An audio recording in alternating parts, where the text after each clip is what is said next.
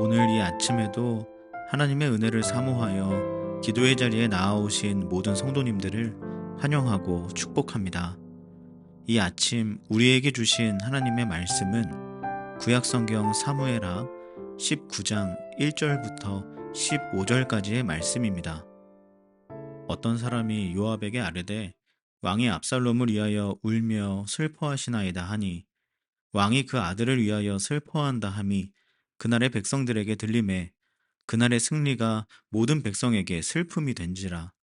그날의 백성들의 싸움에 쫓겨 부끄러워 도망함 같이 가만히 성읍으로 들어가니라.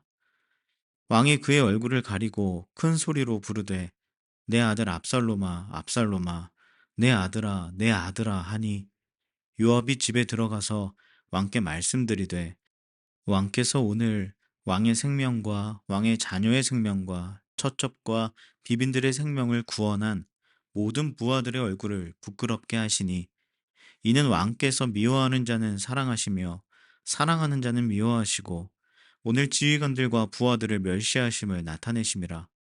오늘 내가 깨달으니 만일 압살롬이 살고 오늘 우리가 다 죽었다면 왕이 마땅히 여기실 뻔하였나이다. 이제 곧 일어나 나가 왕의 부하들의 마음을 위로하여 말씀하옵소서. 내가 여호와를 두고 맹세하옵나니 왕이 만일 나가지 아니하시면 오늘 밤에 한 사람도 왕과 함께 머물지 아니할지라. 그리하면 그 화가 왕이 젊었을 때부터 지금까지 당하신 모든 화보다 더욱 심하리이다 하니 왕이 일어나 성문에 앉음에 어떤 사람이 모든 백성에게 말하되 왕이 문에 앉아 계신다 하니 모든 백성이 왕 앞으로 나아오니라. 이스라엘은 이미 각기 장막으로 도망하였더라.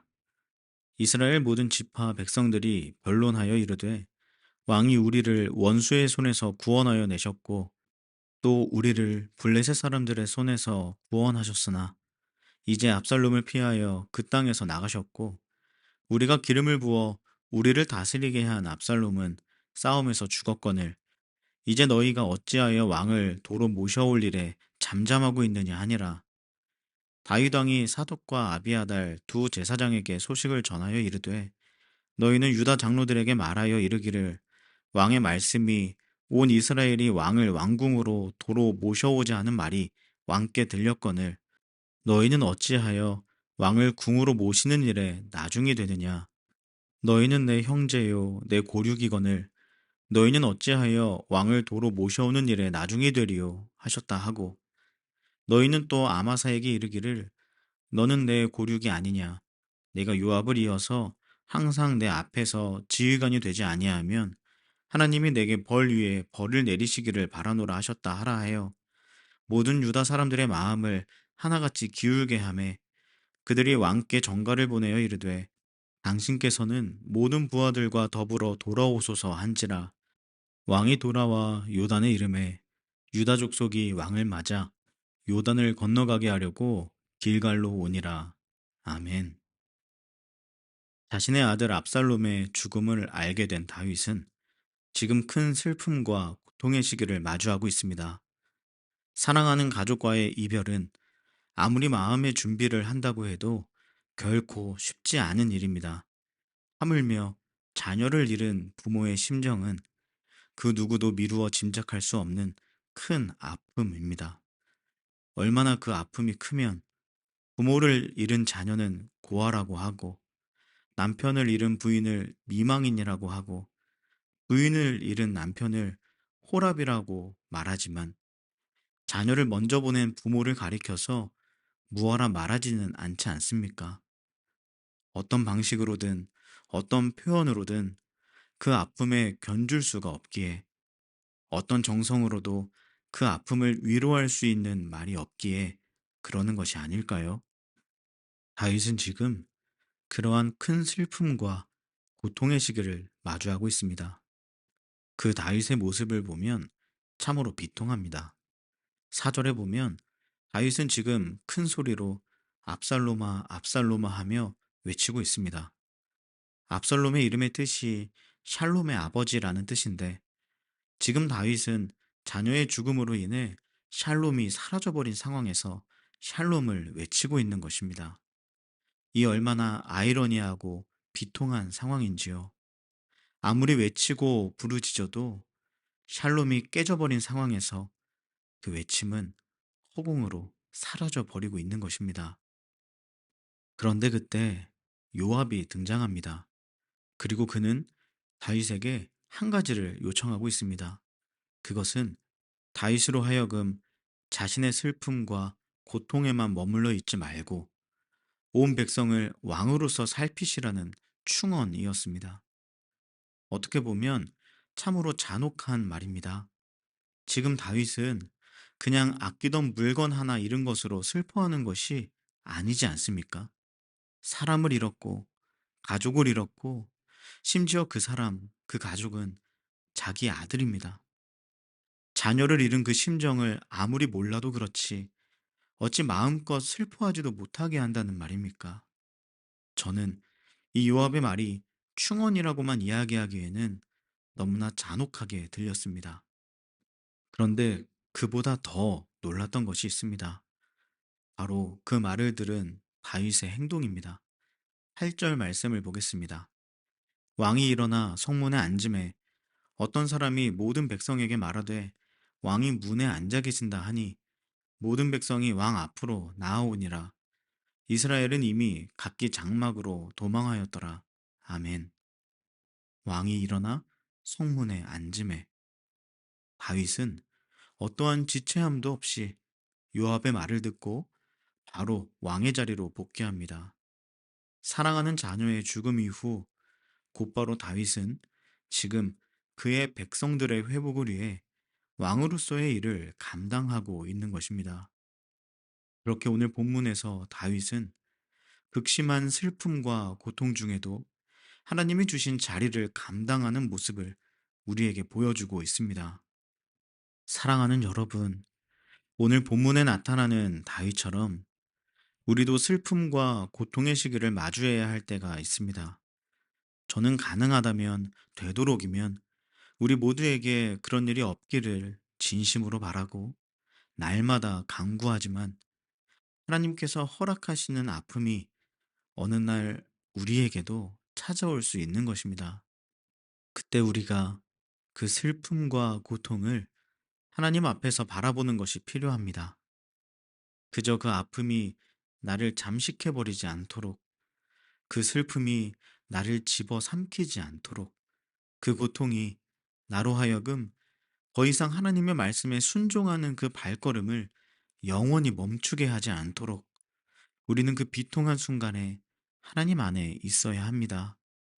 그렇지 않다면 우리는 하나님을 사랑하고 예수님의 길을 가는 그분의 제자라고 말은 하지만 기쁘고 평안할 때만 그 길 가려 하고 슬픔과 고통이 찾아오면 언제나 그 길 벗어나고 싶어 할 것입니다. 여러분, 이런 말씀을 나누는 것이 참 힘들지만 그리스도인인 우리는 슬픔과 고통을 지나야 할 때가 있습니다. 그 슬픔이 나의 어떠함으로 인한 대가이든 그저 주어진 것이든 말입니다. 그러나 우리가 하나님의 사람이라면, 그리스도인이라면 그 순간에도 나의 아픔에만 몰두하고 집착하고 빠져드는 것이 아니라 그만큼이나 힘들어하고 있을 누군가에게 나의 마음을 내어줄 수 있습니다. 그것이 하나님께서 우리에게 보이신 마음이자 우리를 위해 행하신 일이기 때문입니다. 사랑하는 자녀를 잃은 그 마음, 그 누구보다 잘 아는 분이 계시지 않습니까? 바로 우리 하나님 아버지이십니다. 하나님께서 그의 독생자를 잃으셨을 때 그 마음은 우리 인간으로서는 결코 경험할 수 없는 아픔의 절정일 것입니다. 왜냐하면 우리가 우리 자녀를 사랑하는 그 사랑보다 훨씬 더 완전한 사랑으로 하나님은 그 아들 독생자를 사랑하셨기 때문입니다. 그런데 그 아들이 십자가에 달려 죽으셨을 때 하나님의 마음이 어떠하셨겠습니까? 압살롬을 잃은 다윗의 마음이 너무나 비통하겠지만 예수님을 잃은 하나님의 마음은 그것과는 비교도 할 수 없는 큰 고통이었을 것입니다. 그런데 하나님께서 십자가에서 예수님을 잃은 그때에 무엇을 하셨습니까? 마가복음 15장 37절에서 39절 말씀입니다. 예수께서 큰 소리를 지르시고 숨지시니라. 이에 성소 휘장이 위로부터 아래까지 찢어져 불이 되니라. 예수를 향하여 섰던 백부장이 그렇게 숨지심을 보고 이르되 이 사람은 진실로 하나님의 아들이었도다 하더라. 아멘. 예수님께서 십자가에서 숨지셨을 때 하나님은 자녀를 잃은 그 극심한 고통 중에 그저 머물러 계시지 않았습니다. 하나님께서 예수님을 잃으시고 바로 행하신 일은 성소 휘장을 찢으시며 그의 백성과 왕이신 자신의 관계를 온전히 회복하시어 이방인에게로부터 믿음의 고백이 일어나도록 하시는 일이었습니다. 여러분, 다윗은 요압의 충언을 듣고 다시 하나님이 부르신 자리로 나아갑니다. 그리고 하나님 안에서 다시 하나님의 마음을 회복합니다. 그리고는 11절 이하에 보면 세상 편에 섰던 우리를 품어주신 하나님처럼 압살롬 편에 섰던 유다를 품습니다. 특별히 요압의 외사촌이자 압살롬의 군 장관이었던 아미사를 자신의 군 장관으로 세우며 유다와의 관계를 회복하고자 하죠. 그렇게 다윗은 극심한 슬픔과 고통의 순간에서 그것에 자신을 내어주지 않고 다시 하나님께 자신을 드리며 하나님이 허락하신 자리를 하나님의 마음으로 감당하고 있는 것입니다. 사랑하는 여러분, 오늘 이 아침에도 슬프고 고통스럽고 아픈 심정으로 나아오신 분이 계시는지 모르겠습니다. 여러분을 위해 기도하겠습니다. 그 슬픔과 고통과 아픔이 어서 회복되시기를, 잃어버린 샬롬이 다시 회복되시기를 간절히 기도하겠습니다. 그러나 오늘 우리 모두가 한 가지 마음에 품었으면 좋겠습니다. 우리를 우리의 슬픔, 고통, 아픔 안에 가두어 두지 마시고 하나님 안에서 다루어 내시기를 소망합시다. 우리가 그 어려움을 가지고 하나님께 나아간다는 것은 매정하고 냉정한 말씀이 아닙니다. 하나님께서는 우리의 힘으로는 감당할 수 없는 그 어려움에 처한 우리를 그분의 넓은 품 안에서 회복해 하시기를 원하십니다. 하나님께서 여러분에게 맡기신 그 자리로 나아오십시오. 슬픔과 고통과 아픔을 짊어지고 그 자리에 나아가시면 그 자리에서 우리는 그 아픔을 공감하시는 하나님의 마음을 느낄 수 있게 될 것입니다. 하나님이 부르신 그 자리에서 내 아픔을 아시는 이가 나를 위로하시는 그 은혜를 누리게 되시기를 축복합니다. 하나님이 부르신 그 자리에서 독생자를 잃으시면서도 우리를 회복하신 하나님의 회복의 손길을 우리가 경험하게 되시기를 간절히 축복합니다. 또한 여러분, 독생자를 잃으시는 상황에서도 그 슬픔에 머무르시지 않고 우리 모두에게 다가오신 하나님의 마음을 품는 저와 여러분 되시기를 소망합니다. 나의 슬픔에만 머물러 있느라 다른 이들의 고통에 무감각했던 모습들이 우리에게 다 있지 않습니까?